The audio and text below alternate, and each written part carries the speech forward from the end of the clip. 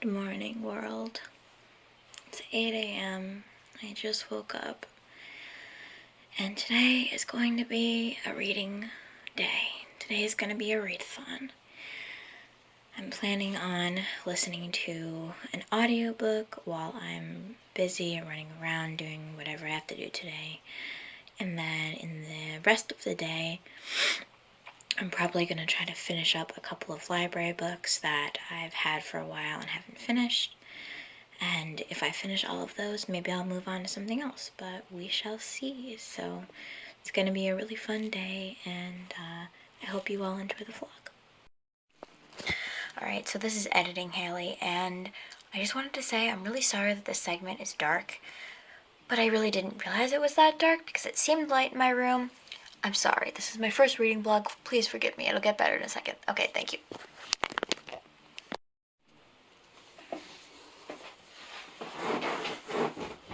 Hello. So, I'm just going to show you quickly what books I'm planning on reading today, or hoping to get to, or whatever.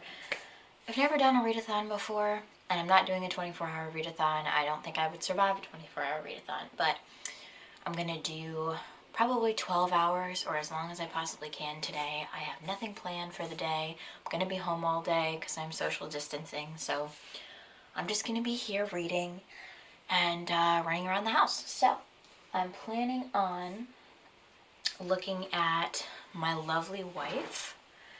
This audiobook was recommended. I forget who recommended it to me on BookTube. Somebody recommended it, and I thought it sounded interesting. So I'm going to try to give that a listen. It's a 10-hour audiobook, but I listen to audiobooks usually on double speed. So if I'm able to do that, I should be able to get it done in 5 to 6 hours. And that should take care of a lot of the time that I'm going to be, running around the house, or if I might want to do an art project or whatever. I also might have to take an hour break from the audiobook to listen to the new Books Unbound podcast that comes out. It comes out every Tuesday, and I always listen to it on Tuesdays if I can, so I might have to take a little break to listen to that. But when it comes to physical reading, I have a couple different books that I'm currently in the middle of, and I haven't finished yet. So I have this one that I got from the library, which is Period Power, and I'm a third of the way through that one. And it's a pretty quick read. It's nonfiction, but it is a decently quick read because it is for young adult, and a young adult audience. I work at a library and it's shelved in the young adult section, so that should be easy to get through. I have 200 more pages. I could probably bang this out if I really tried. And then I have this, which is kind of an anthology called A Woman's Place, and I'm, 60 pages into it. It just kind of talks about different women in the cooking industry and people that pioneered, women's rights in the kitchen, and it just talks about a lot of different women cooks. I was in the culinary field for a while, thought I was going to go to the Culinary Institute, decided to go into English literature, so I don't know. But it's super interesting, and it is a library book, so I do want to finish this up soon. And then I have this poetry book called The Hungry Ear. It's an anthology of poems about food. If you notice a bit of a theme here, I have been obsessed with baking sourdough bread. So I've just been reading a lot of cooking related books, and I'm kind of interested in where cooking and feminism meet, because I've been really interested in both bread baking and feminism, and they seem to be kind of opposing forces, so I'm trying to learn about the history of, feminism in cooking and all of that. But this is a really interesting poetry book that I've only gotten 30 pages into, and I would really like to finish it if I can, just because it's a short poetry book. I might be able to get to it, I don't know.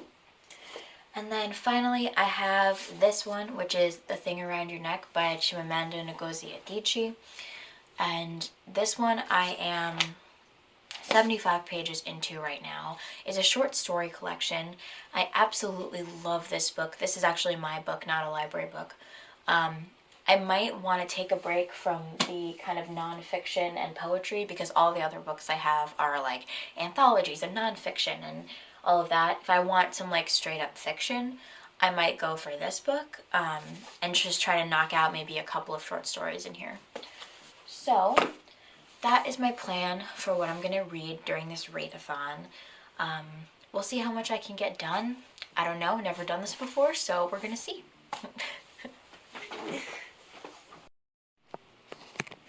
Hello.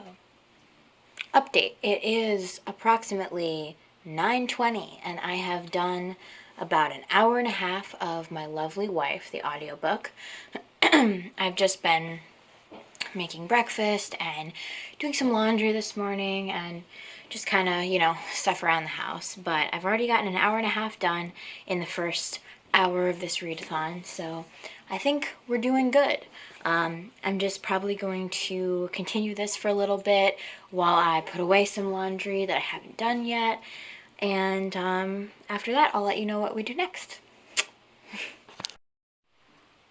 Side note, today is 2 weeks without coffee. Yay. I've been obsessed with coffee for years and I've been drinking it every single day.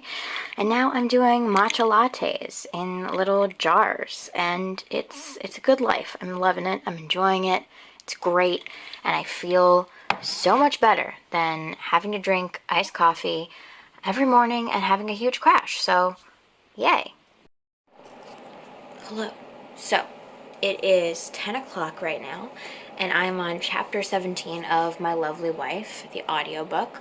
I am about a quarter of the way done, it says, on the app.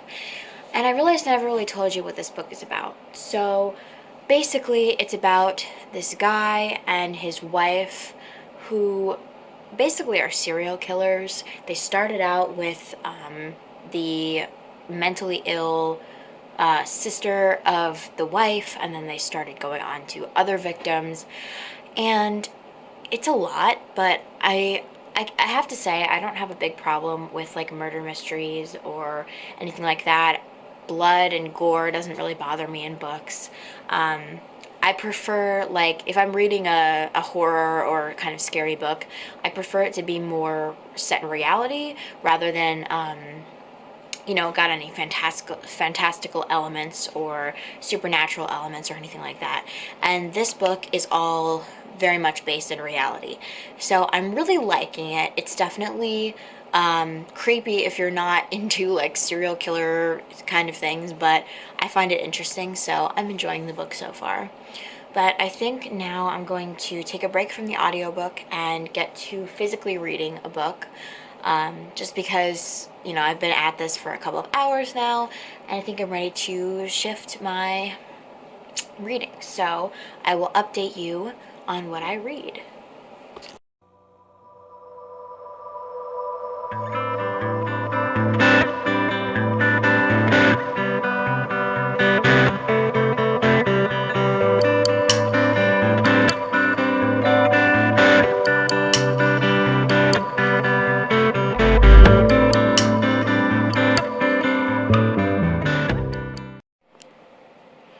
Hello, I am currently at page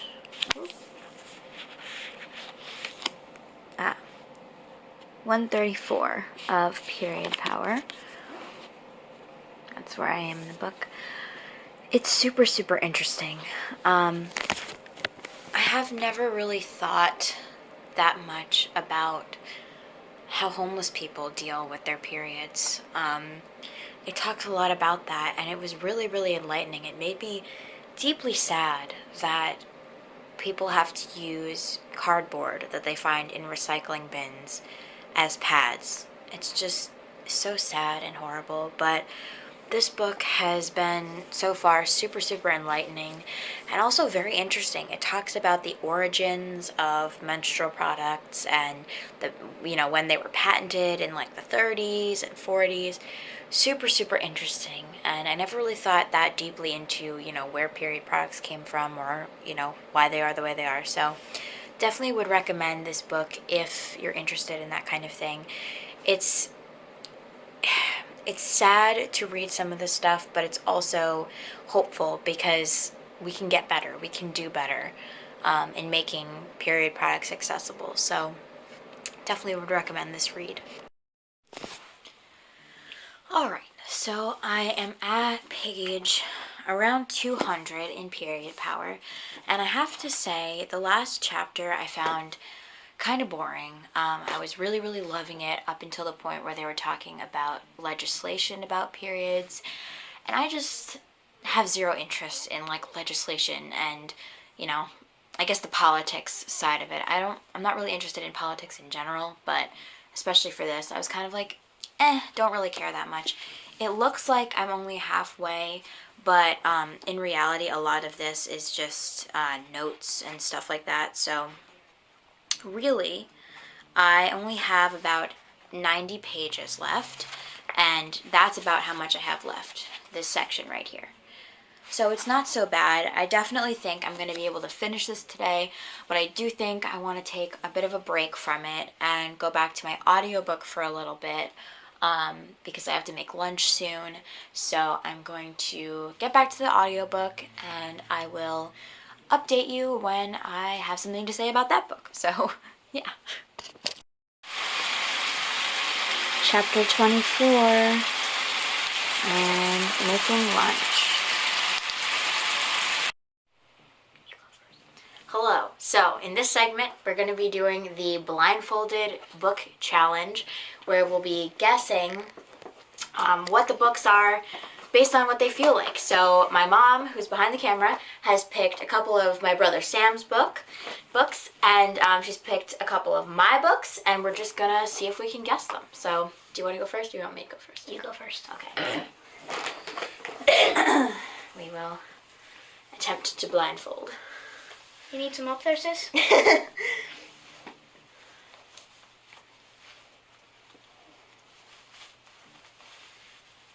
Alright.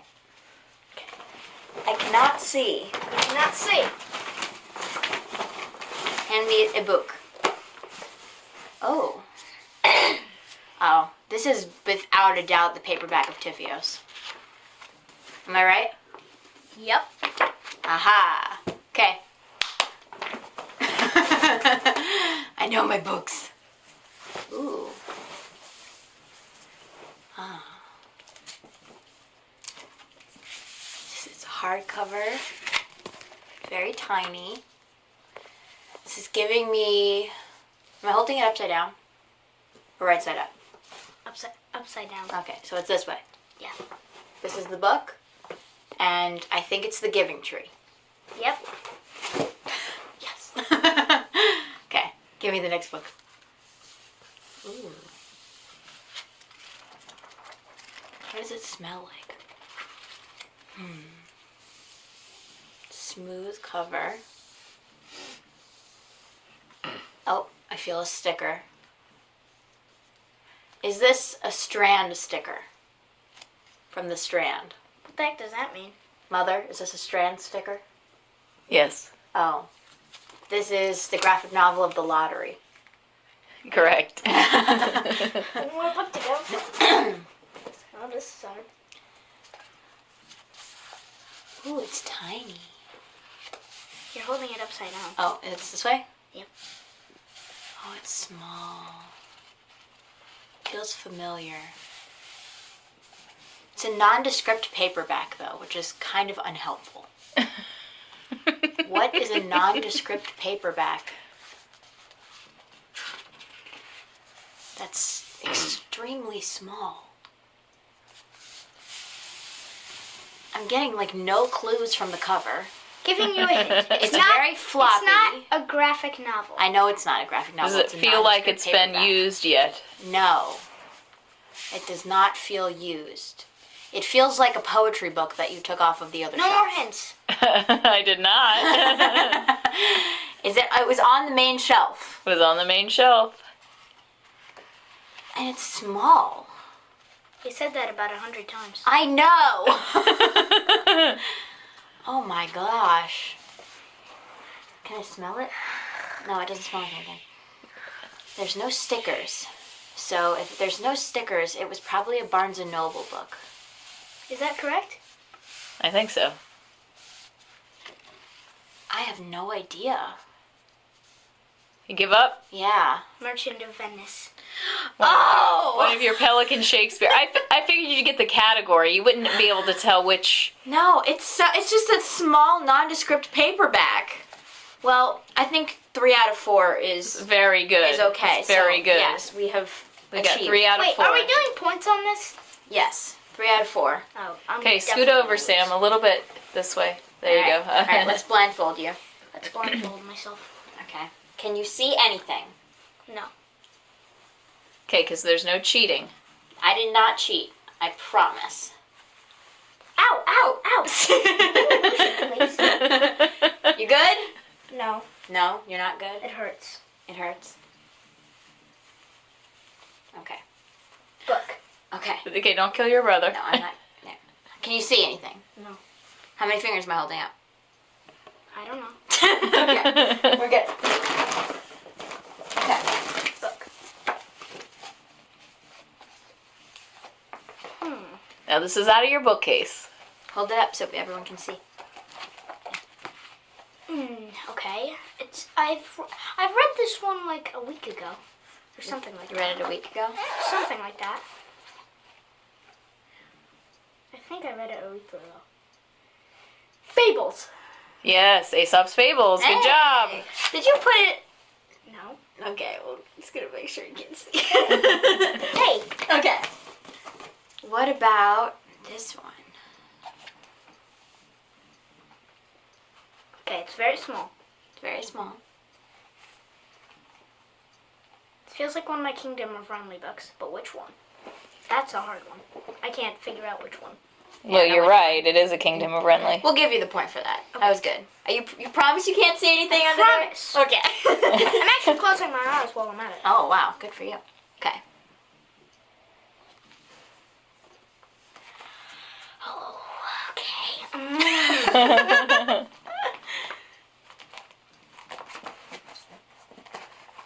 Feel it in your soul. Feels so smooth. Flop test. Feels floppy. He knows about the flop test, guys. He knows. Okay. Thin spine. Geronimo. I think you're right. Any idea which one? Which ones do you own? I'll give you a point if you can guess which one you own. Like,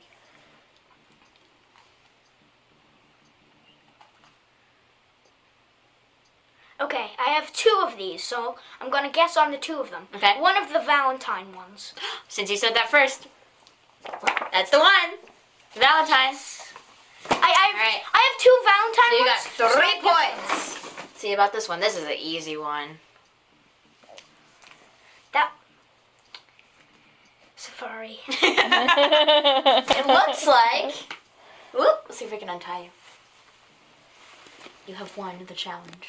Yeet! Very impressive. But though I think his books were a little bit more descript, and I think that speaks to the nature of children's books being slightly more dynamic versus a nondescript paperback. But we'll still give you the 4 points. Yay! I win! Hello. So, I took a bit of a break to eat lunch with my family. Everybody's home right now because jobs are closed and school is closed and everything, so we're all home. But we all had a nice lunch together, and then, as you saw, my brother and I filmed a just fun segment for the video. He really enjoyed that. So, currently I am almost 50% done with the audiobook for my lovely wife. Really enjoying it so far. I was listening to it while I was cooking lunch for everyone, so got a decent amount done of that. I think I'm going to continue with Period Power. Probably going to try to push through until the end of that book and then see what I can do after that. It is currently 1:22, so I should have a decent amount of time left in the day to finish all of that. So, yeah. So, as you can see, this is the current situation. I may or may not have gotten slightly distracted from reading when I scrolled through YouTube and saw that Ariel Bassett posted a new video. So, as you know, we have to keep up on the booktubers, and I guess you can consider that part of a readathon because she's talking about books. So I don't know. Just don't judge me, okay? Thank you.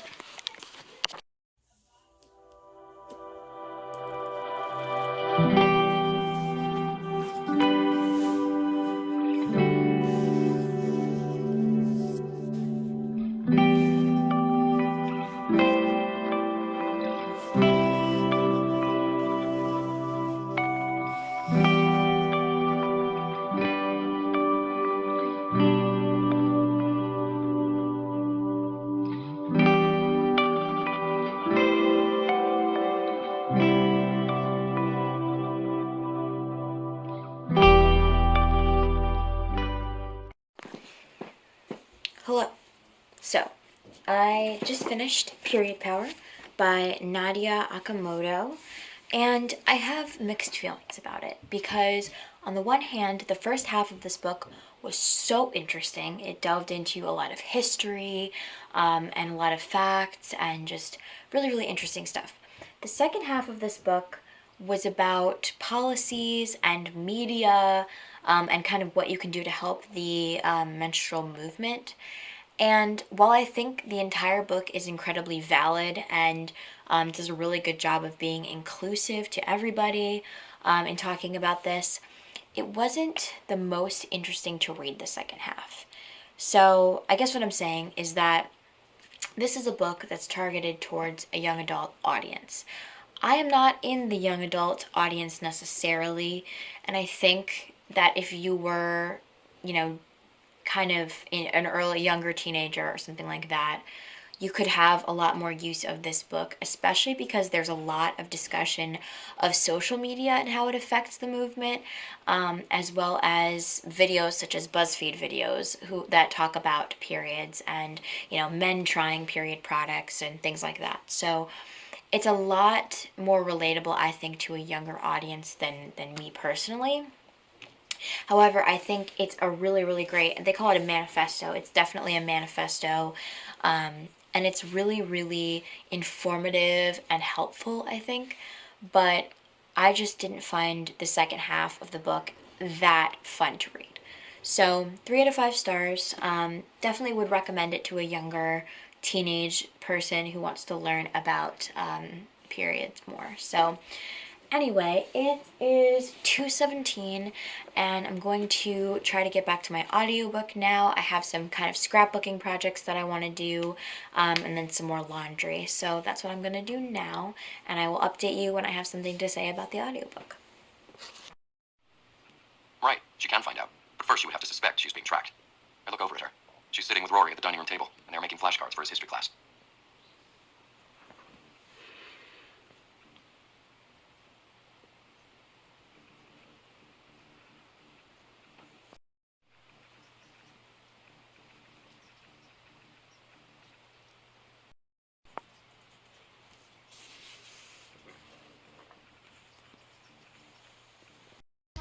About to go for a walk, and I realize I have socks under my Birkenstocks. Don't judge me. You what? We're going for a walk, right?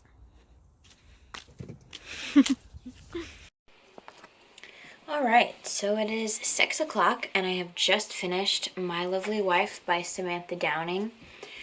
I have a lot of thoughts, so I've actually written a whole page of thoughts in my notebook because I wanted to get them all out. So, if you don't want to be spoiled for this book, if you haven't read it or just don't want to be spoiled in general, feel free to skip this part of the video because I'm probably going to be spoiling a lot of stuff. But if you don't care or have already read the book, continue watching. So, at the beginning of this book, it seems a little bit more unique than a lot of the kind of domestic mystery situations because there's this couple who get a lot of enjoyment out of planning murders. It kind of started as an accident. Well, not really. You find out at the end, but it seems like what was an accident. And then they start really enjoying planning these murders, and they get actual enjoyment. It's kind of like their foreplay, which is gross, but that's what it starts out like, and it was kind of interesting. And then the husband in the relationship seemed really innocent, even though he knew about the whole situation, because he wasn't actually performing any torture or murdering anybody, so he seemed very innocent, almost. That's the way that the author was making him seem. And also, the wife, her name is Millicent, which, what a name, but she seemed fishy to me from the beginning of the book. Obviously, she was murdering women, so of course she would be fishy just because of the fact she's murdering people. But there was definitely something up there that was apart from that. I could tell that automatically. But something that really bothers me about this book, I think the main complaint that I had about this book, was the fact that the husband knows and is in on the murders the whole time, right? He knows about them. He understands what his wife's capable of doing. Yet, when he realizes at the end of the book that she's capable of a lot more than murdering these random women, when he finds out that she's been poisoning their daughter, and when he finds out that she's been kind of setting him up for the whole situation, he's like, mind blown. Like, he's like, I could never imagine that she would do this to our daughter. And I'm like, you've been living with someone you know is capable of murdering people. Like, how do you not see that coming? Like, I just don't understand that. I mean, I guess that's kind of the point, is like, he's just dumb and doesn't get it, and is dumb enough to be fine with his wife murdering people and fine with being involved in murder. But like, I don't understand that. Like, how could you... that's my biggest complaint with this. How did he possibly not see that she was demented before realizing that she was demented? Whatever. The only other thing that I had a problem with was the fact that it felt a lot like Gone Girl, or just any of those kind of like domestic mysteries, similar to like Gone Girl or Girl on the Train. It's My Lovely Wife. So any of those ones that have like girl or wife or woman in the title that are domestic mysteries, they kind of all feel the same to me. And there's a big trope, I feel like, in it where the wife will set the husband up for murder because he's cheated on her. And that's what's happening in this book too. So it definitely feels a little bit cliche. And I kind of knew that going into it, but I also had been recommended this book, and I thought it would be different. It seemed different in the beginning for sure, but when I got to the end, I realized, oh, like, the twists and turns that are present in this book are literally the tropes of the genre. So I think I'm going to give this book 2 stars. It's unfortunate that I picked this for the readathon day because it wasn't my favorite, but at least I have something to talk about with you guys. So I've officially completed 2 books in this readathon. As I said, it's 6 o'clock. I'm going to try to finish the readathon at 9 o'clock because that will be 12 hours, and that's a pretty good first readathon for me, I think. But we'll see if I can finish one more book in the 3 hours that I have until this is over. I'm probably going to tackle this one, A Woman's Place, because I am 60 pages into it, and there's only almost 200 pages, not even, and there's a lot of pictures. Like, it's pretty much an anthology, so I think I'll be able to finish this in the next 3 hours. So yeah, I think that's what I'm going to do now. Thanks for listening.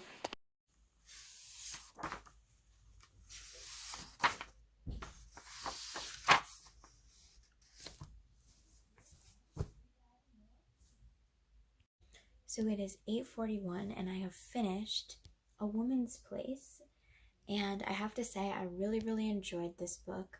It was very interesting and had great illustrations, super interesting anthology.